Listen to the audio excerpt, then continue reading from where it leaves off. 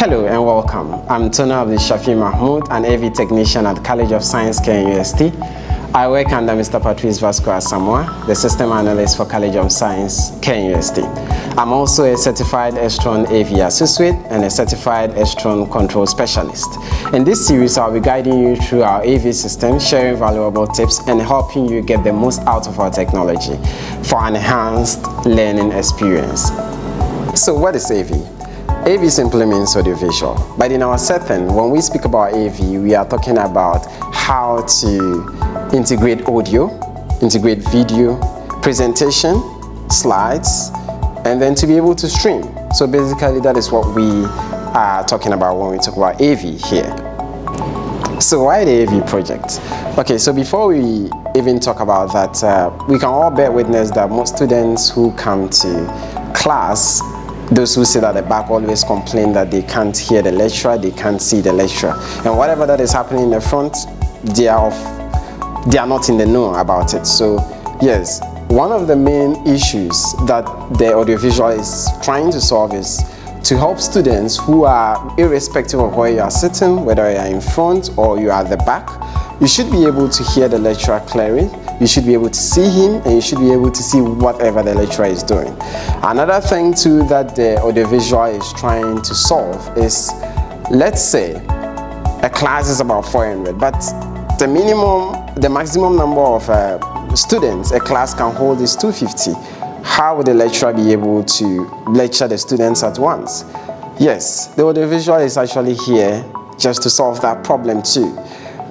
Maybe a lecturer is teaching in one classroom, students can sit in another classroom, see whatever the lecturer is doing, and then can hear the lecturer at any time through live streaming. Another thing that the audiovisual is trying to help out with is to record lectures. Sometimes we would want to also view what we did, or maybe just to get a recorded video of our lectures. Yes, this will be able to capture the lecturer, it will be able to capture the presentation, the voice, and whatever that was said during the lectures, the students can hear them vividly without hassling. In our next tutorial, we'll be talking about the AV devices. We'll also be talking about operational techniques. We'll also discuss how to lecture with the AV system. And lastly, we talk about how to record and stream lectures. Starting with the components of the AV, we have the batteries. The batteries serve as the uninterrupted power supply for the AVs. So even when there is no electricity running, we can still have the devices being powered.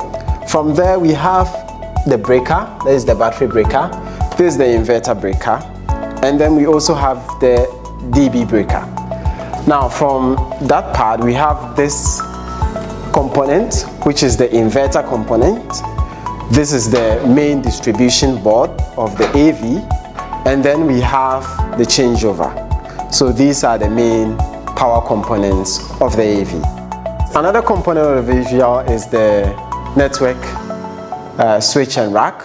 This system supplies internet to the audiovisual, and then it also helps us to do LAN projection. Assuming you have your PC you want to project, but you don't have an HDMI cable, but you have a LAN cable, you can do that. This helps with that.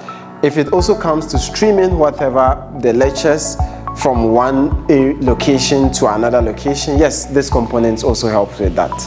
Another component of the AV is the displays. Generally, the AV has 4 built-in displays.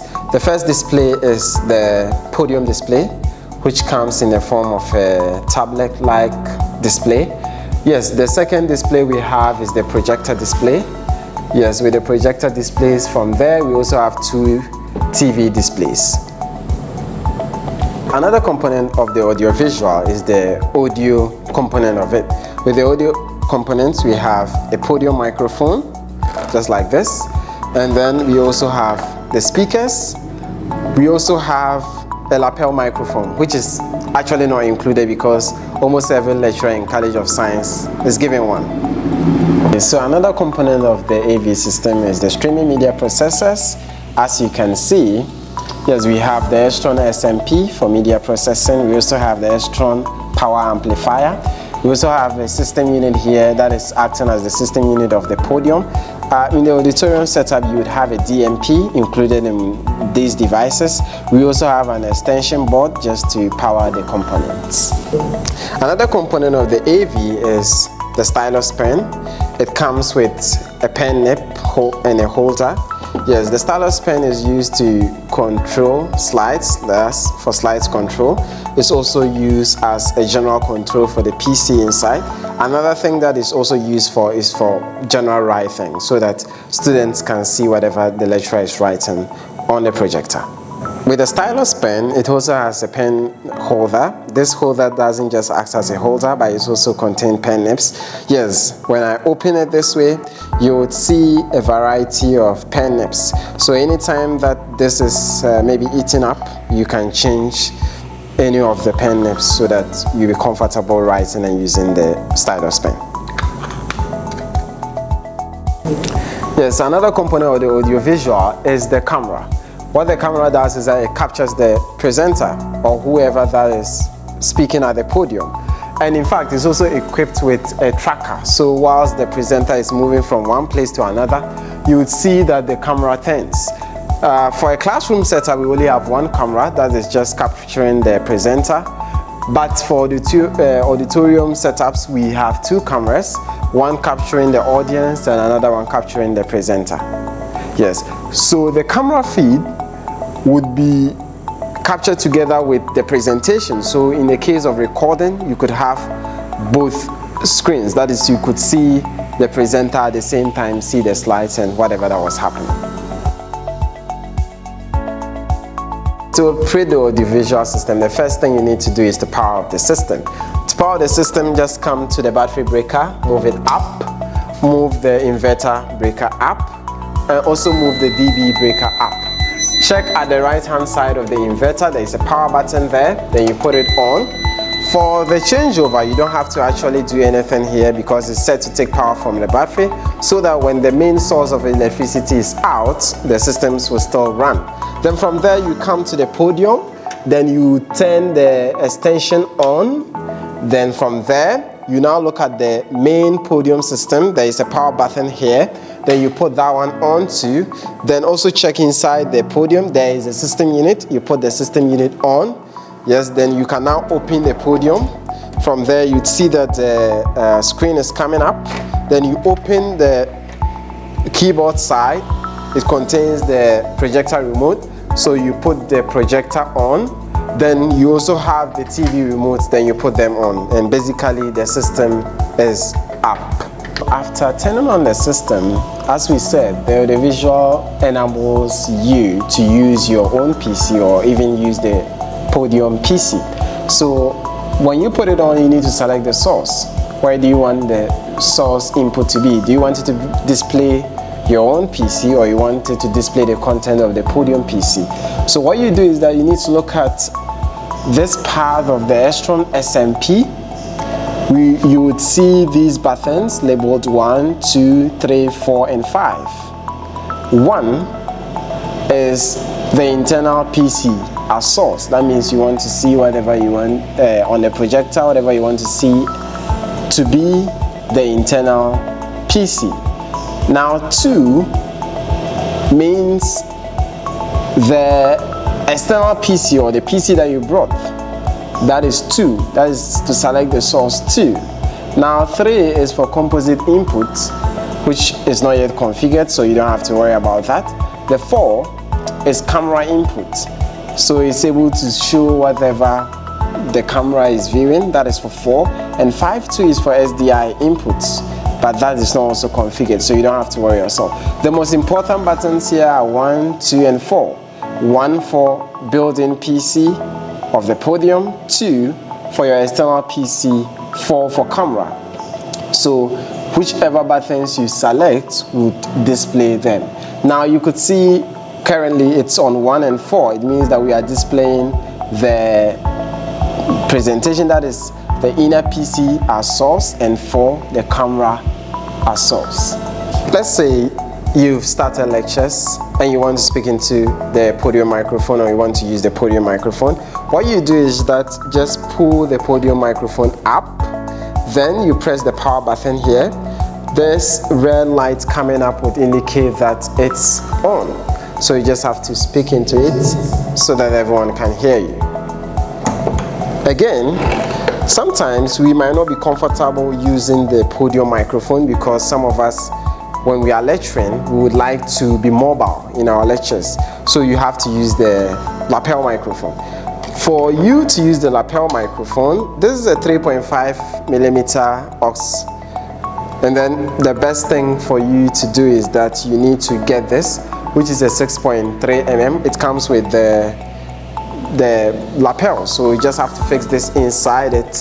Then look at the left hand side of the podium, you will see this 6 mm jack. Then you just put it inside, then take your lapel microphone, then you are done. You can speak into it and everyone would definitely hear you.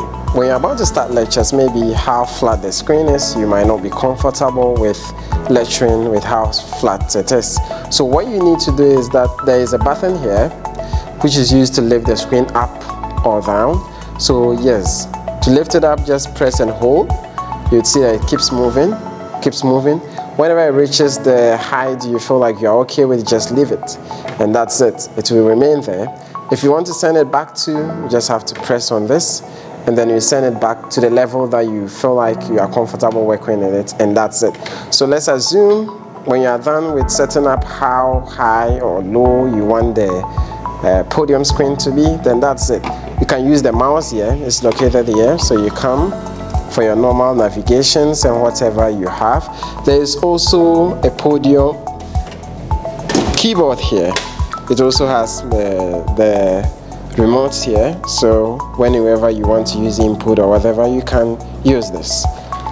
Yes, however, using the mouse and keyboard to control the AV system is alright, it's good, but to have a better experience lecturing with this system is to use the stylus pen. Yes, so with the stylus pen, you can do basically 3 things with it.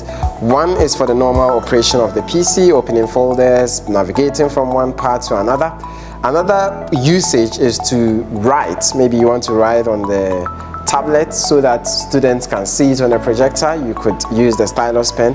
Another thing too you can use the stylus pen for is to control slides. Maybe next, previous slides, whatever.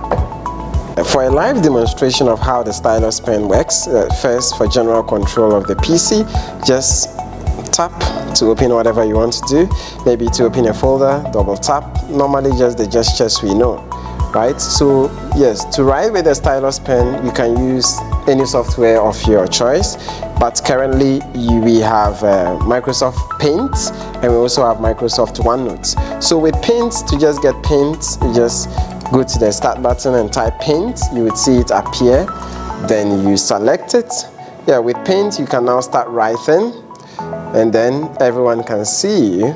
To select the pencil, you select here for the pencil. The color, maybe you want a color orange, you could have it there. Maybe you also want to change the thickness of the pen, you can change it anywhere you want. Maybe you've written, you want to erase it, right? This is the eraser button. You come here, then you kind of erase it. But another way is that instead of clicking on the eraser, maybe I'm on pencil mode, I can click and hold here and then move it over the right things and I'll have it clean.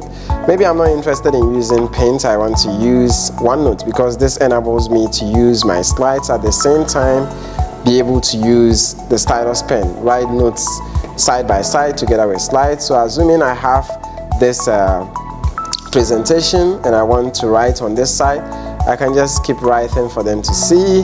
I can select my pen types here, my pen color, and then I select my eraser. The same way I can press and hold here and do the magic with the cleaning.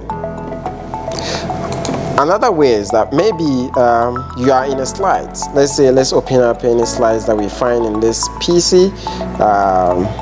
Let's say I'm opening it up with Microsoft Edge, or whether it's PowerPoint or whatever you have.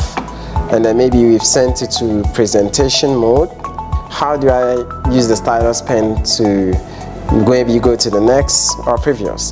So with Microsoft Edge or whatever platform you are, you can swap, just keep swapping, and then you have the presentation changing. So if you swap down to, you go to the previous. If you swap up, you would get the next slide, and that's what we have here. If you're also dealing with Microsoft PowerPoint, you can swap from left to right to get your presentation into next and previous modes. Okay, now we want to focus on our displays. If we all remember when I was talking about the buttons on the SMP, I said 4 was for camera and 1 was for internal PC display. Right now we are using the internal PC display, so you can see the presentation. At the same time, you can see the presenter at my left hand side. I don't know. We can actually configure this to be at any point. If you don't want to also see it, we can configure it so that you don't actually see anything like the presenter on it. Another magic too is that maybe you actually want to focus on the presenter. You can look on the Estron SMP, there is a swap button. When I press on the swap button, yes, you can now see that they've changed. I've now become the focus. You can see the camera view very well, at the same time the presentation at where the camera view was. So that is basically how to do it. And yes, we can see both camera feed at the same time presentation. If I click on swap again, the inputs will definitely swap. The next thing that we have to talk about is maybe you want to connect an external peripheral. How do you do it? When you look at the left hand side of the podium, you would see this panel there. It has HDMI, VGA, USB, LAN ports, aux 3.5 mm, and then aux 6.3 mm, and then an AC power. So to connect maybe a USB or storage device to this podium PC and view its content, you plug it here. Maybe you want to connect an external PC and then display its content, you connect it to the HDMI cable. We also have the LAN ports. Maybe if you want to have internet or maybe connect using the LAN, you can use the LAN port, which is going to be configured very soon. And this mic, as you can see, is for the lapel, as I demonstrated earlier. Another interesting thing that we spoke about regarding the audiovisual is for us to be able to record lectures and view them afterwards. So how do we do this?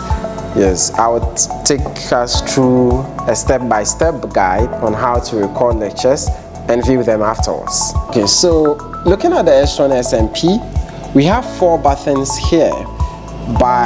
Beside the source selection and the layout preset and the swap buttons, we have these 4 buttons. The first one here with the round dots is for recording. This is used for pausing the recording, and this is used to stop the recording. We also have another button called mark.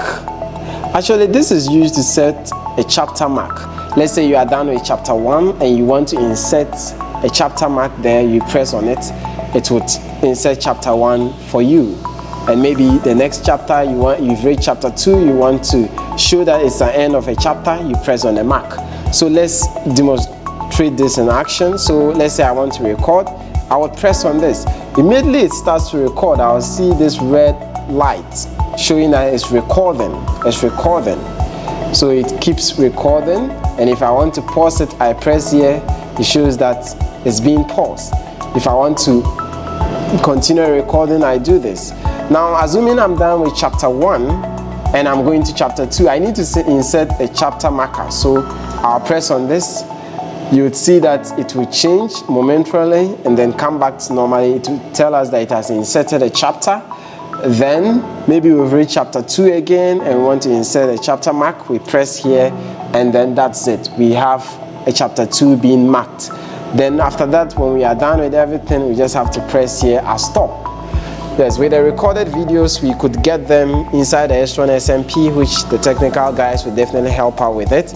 Maybe you don't want to record into the Estron SMP, but you have an external device that you want to record directly into it. You will see something like a USB storage here. You just have to insert it and then you start your recording and everything will be recorded into the USB.